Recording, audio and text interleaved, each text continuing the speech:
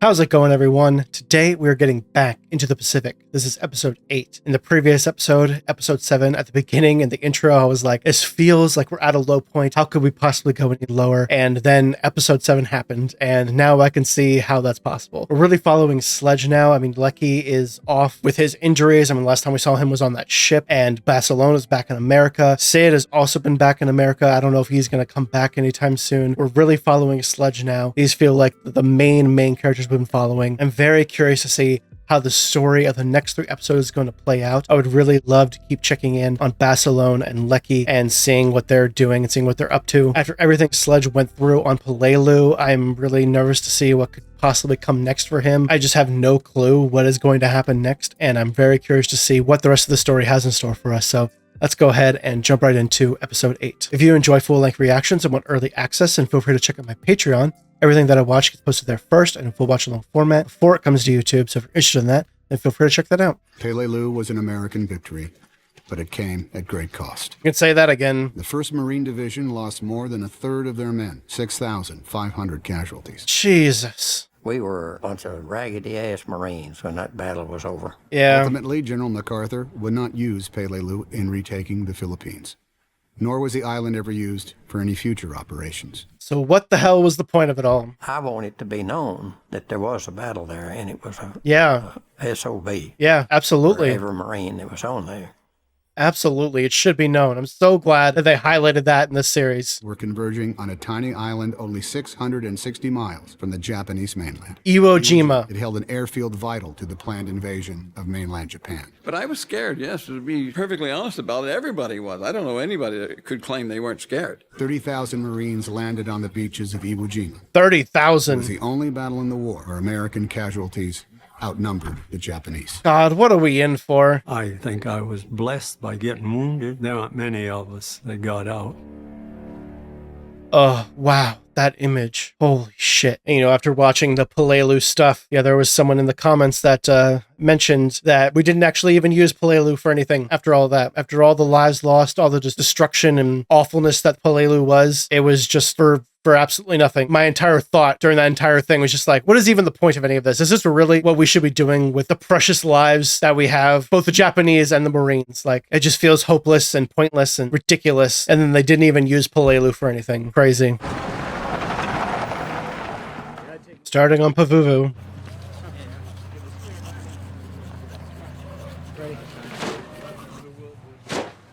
Interesting.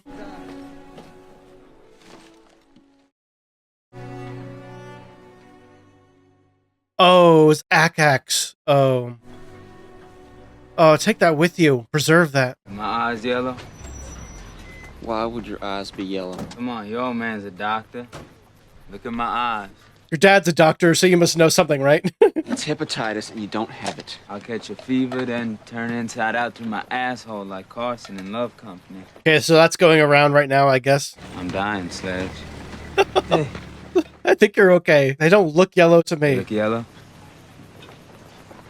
I just got transferred out of King. What? Where? Headquarters company. It'll be all right, Jay. Sure, you're just down the road. Yeah. After everything he's been through with these guys, though. Least I can do is buy you guys a drink at the slop shoot. And of course, I know he's the one that, Eugene comforted that night in last episode. And he, basically was shitting when the Japanese came out of a tunnel at him. Sucks he's getting transferred. Well, you brothers have a lot to talk over. What do you say, Carlo? Well, for one thing, I'd like to be out there fighting with Johnny, instead of making camouflage paint. We have a script and everything. I'll never forget that day you left for overseas. All of us kids at Mom's house, and after putting away all that grub. Haha, that's right. You got up to go? Ha Bye, folks. Be seeing you in the funnies. And that's just what happened. Who wrote this? Tell us about the night you killed all those Japs. You're out in the jungle, standing guard from 8 till midnight. It was raining. God, he's got to be so tired of telling these stories at this point. We fought valiantly to check the savage and determine assault. He's just reading someone else's words about what he did. How surreal. George, Angelo. Yeah, Dad, I was so nervous. And we're back at this table with his family. We started the whole series like this. Johnny, that's right. Last time we saw this table, Manny and JP were here. We're so proud of you. Ma, all I do is dress up and say what they tell me. I don't want everyone to know me. But they do, because you're so special. Hey, I get free drinks because of my hero brother. How about that? I love that. Great. Good for you. ¿Qué cosa, Chef? Yeah, John Basilone, he's a great guy from everything we've seen. He is a hero. He did some extremely heroic stuff, but to hear them say, like, you're so special, you know, he's just one of many heroes. Just so many heroes, and he's the one who has to be the face of it all. What can I do for you?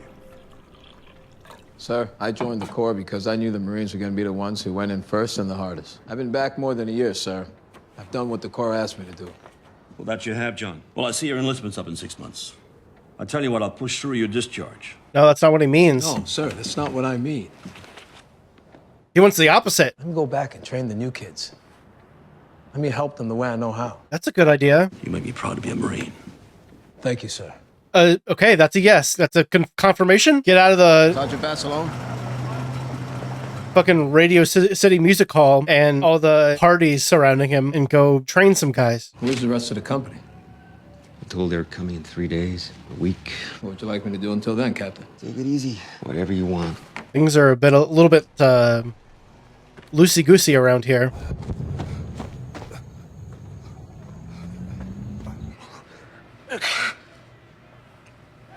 Ooh, I wonder if his physical training has been lacking for the past year. Company, fall in on your racks. Why do I find you in your racks in the middle of the day? We've had no orders, Sergeant. That would explain it. Doing what you've been told to do. Nothing. Aye, Sergeant. Fall in for PT, 5-mile run, 3 minutes. Aye, Sergeant. Damn, okay, let's jump into gear. Who the hell is John Basilone? Jesus, you live in a cave? The guy killed like 1,000 Japs on the canal. The president gave him a medal. He's a hero. Yeah, respect him. Surprised that one guy didn't know who he was. 1,500 Marines waiting to follow you down that net. See us pitching and rolling. It's not steady like this. The jet bullseye charge is right there. And honestly, I would feel kind of lucky to be one of these two guys. You're getting such a personal one-on-one Teamwork is the key to the Marine Corps machine gun squad. training, which is something that hardly anyone gets, feels like. Get that gun out of the dirt. Sorry, Gunny. Obviously, it's still very difficult. Fumble with a belt, your buddies die. You understand? Aye, Gunny. Do not fuck this up. Ever. Lives depend on it. Break it down. Do it again. Practice makes perfect. We're going to keep practicing. How's the child, boys? Oh. Sorry. Come on, move it. VIP on deck. Who? Gunny with the ocean hair. It's John Basilone. Everybody knows him. Oh, and he looks even better in person. And here he comes. Can I give you a hand? We got it under control. You see these stripes? I'm an NCO just like you. Wow. I have work to do. That's so interesting. That's the first female sergeant we've seen. She's not too impressed by him. Oh, that was an interesting exchange. I mean, the other two were really fawning over him, and she was just giving it right back to him, you know?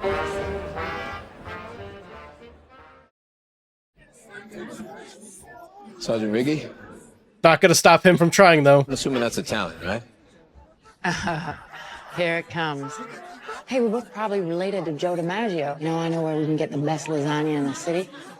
Go for some good lasagna. LA is full of girls for a guy like you. You'll do fine. Happy hunting, Sergeant. Wow. Oh, that's so funny. I feel like he's so used to just getting whatever he wants and impressing everybody around him. It's probably a nice change of pace, honestly. It just depends on that. He is relentless, though. It's true what they say about you. You get shot down, you keep coming back. How long you been waiting for? We gave up waiting. It's like this every Liberty. Oh, I'll see what I can do. What would that be, exactly? Making a table appear out of thin air? Just be John Basilone. Big Shot here thinks he can get us a table. I want to make him prove it. You go. I'm thinking of joining the Navy. Looks like it'll just be the two of us. How about that? And how about this? Got a table. It's a quiet one, too. Never asked for it, but they always put me up in a presidential suite. And I'm supposed to be impressed? Oh, it's just a whole room. Okay, yeah, that makes sense. That's why you arranged all this? To impress me before we get down to business? Business? Exploring the bed sheets together? No. Well, that's standard operating procedure for you, isn't it? No. Interesting. I wonder if there's like stories spread about him sleeping with actresses and stuff like that. You know, I saw you once at the Brown Derby. You arrived with one of those blonde starlets on your arm. There goes John Basilone, the hero of Guadalcanal. I was still there when out you came, a brunette starlet on your arm, and back into the same limousine. And everyone said, there goes John Basilone, the hero of Guadalcanal. Dinner was delicious. Thank you. You barely touched it. Did I do something wrong? Tell the chef the Caesar salad was excellent. The porterhouse is a little tough. Oh, she's hard to impress. Wow. You didn't do anything a million other guys haven't done. You just did it in a nicer room. I can't help but feel like she's reading him all wrong. Like the showboating nature isn't really him. It's something that's been thrust upon him ever since he got back here. But I can also understand why she's put off by it, you know? I'll be replacing Captain LaFrancois, who went AWOL while on Liberty. Oh, well, I mean, honestly, that guy, it doesn't surprise me based on his attitude before. He'll be pretty green, Gunny. Don't worry, sir. I'll take care of that. Well, you haven't got much time. Your enlistment runs out in July. I've been in 8 years. I understand. He can't just renew it, I guess. I don't know if that's like a choice he has to renew it. If that's what he wants to do, anyway. Those first two guys are going to be ahead of everybody else, I feel like. Or you would think, anyway. In formation, 2 ranks behind me.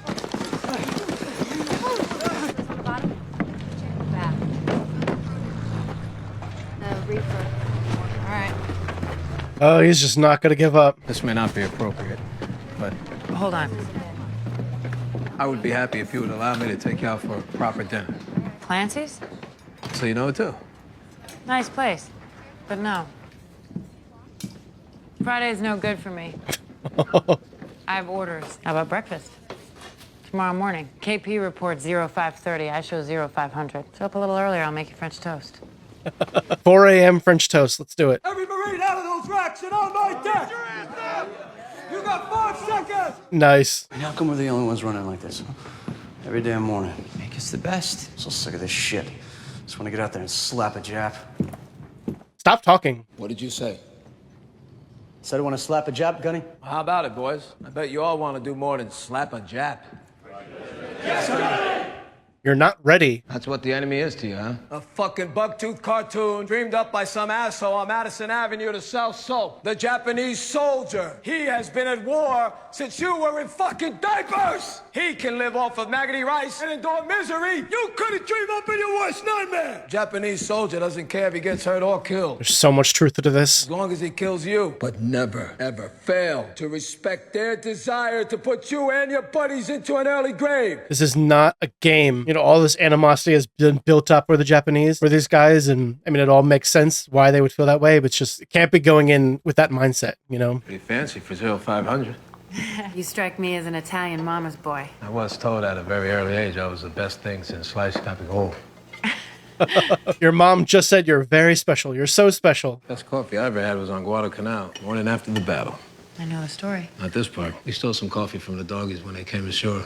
Liberated some hooch from their officers, too. And some moccasins and some cigars. Some of us, anyway. Wasn't any part of me that didn't hurt. Burns on my hands. But when they handed me that cup of coffee, I never tasted anything so good. Not that I don't appreciate this. Nothing will ever taste that good again, I don't think. When I announced that I joined the Marines, there was a lot of yelling and crying, and finally my father just stopped talking to me.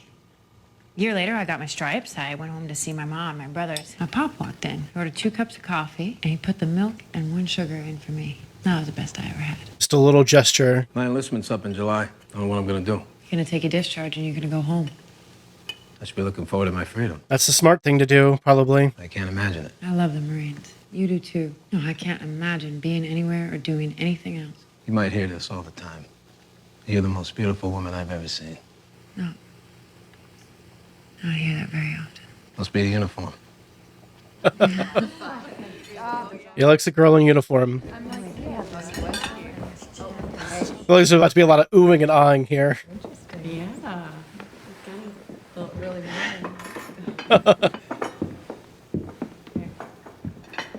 That was a really nice conversation. Very curious to hear more about women in the Marines and stuff and what it meant for them socially, for their families, how it came about, that kind of thing. Good. Listen up. This is a bale. It'll make it easier to carry the gun with a hot barrel. You won't burn your hands. Let me show you. Nice. I couldn't hit the side of a barn with that thing. Wow. If only he had one of those things. He wouldn't have burned his hand all up and stuff.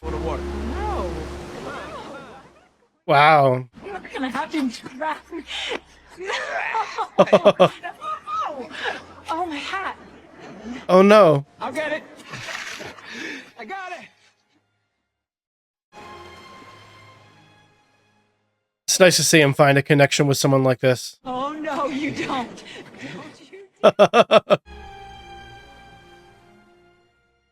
We've come a long way since the first time we met.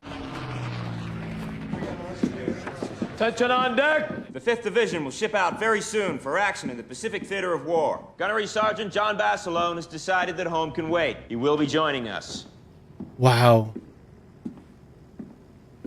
Carry on. They like that. It must make them feel more confident to be going wherever they go. They know he'll be there with them. I said, is anybody scared? Hell, the lion's sexist shit. It's good to be scared. It means you're awake. You're ready. And he idolizes him. You can see it in his eyes. God, I can't believe John is going. What if he goes and something happens? I don't even want to think about it. She's back there. Lena. And what does Lena think about the whole situation? Does she know? I'm assuming she must. Out with it. Out with what? She does not know. You gave her like this whole whirlwind romance and like connection with another person, and to do this. I've shipped over. I've enlisted. I see. I'm in for the duration plus 6 months. I know how it goes, Sergeant. Where do we go from here? I guess we're gonna be... Oh! Okay, I was gonna say I guess we're gonna be long distance for a while, but we're literally getting married. Holy shit. I did not expect that. Look here, darling, try not to blush. I feel like a paratrooper. I don't know why I wore this dress. Paratrooper. Beautiful.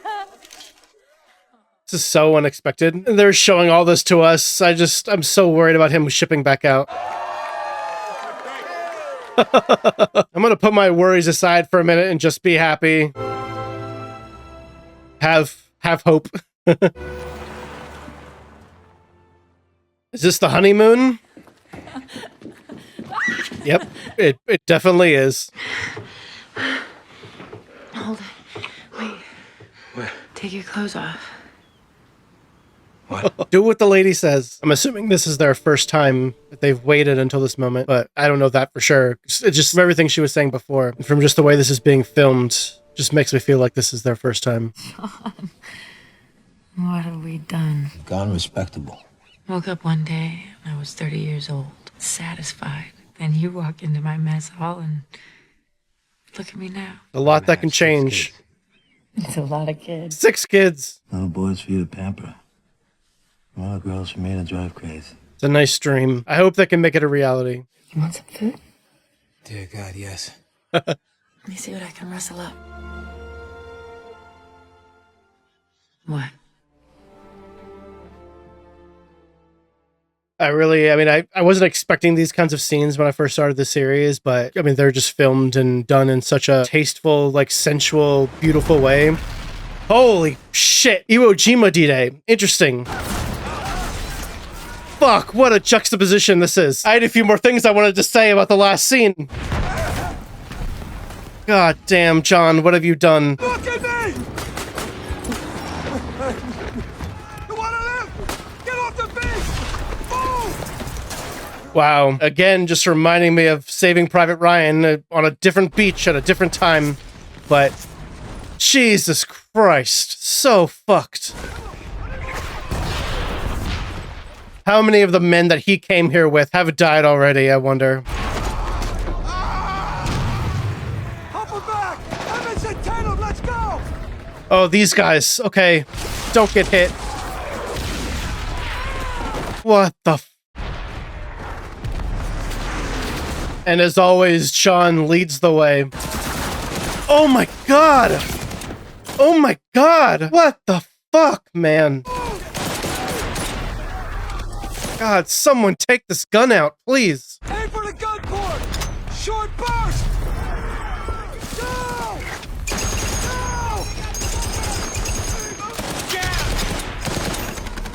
Man, this guy's brave doing that. Wow. Wow. Is he... Wow. Move forward! Flamethrower that thing.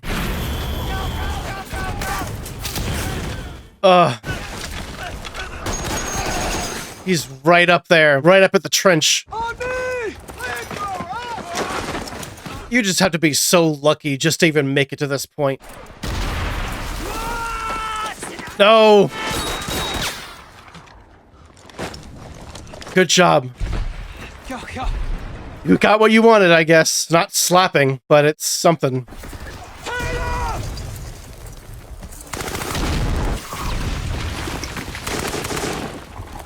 I really hope nothing happens to Tatum. Take out that machine gun and set up position! As he seems so proud to be serving with Jon. So proud to be going over there with him.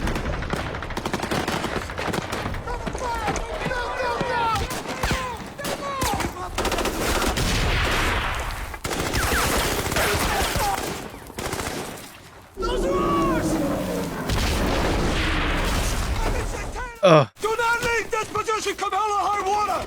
You understand? I got it!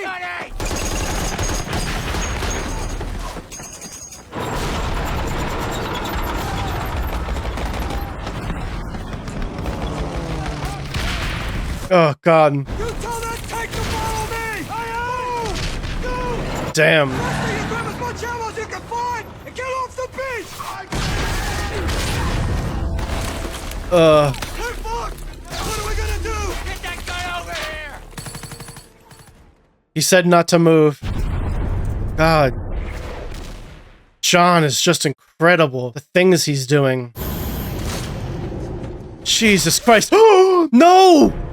Are you fucking kidding me? No fucking way. Oh, God, it's like a huge hole, too. Holy shit, this is so depressing. These shots of him just looking at everything going on around him. Seeing his last moments. He's just another body on the ground, just another fallen Marine. In a sea of them. Lena.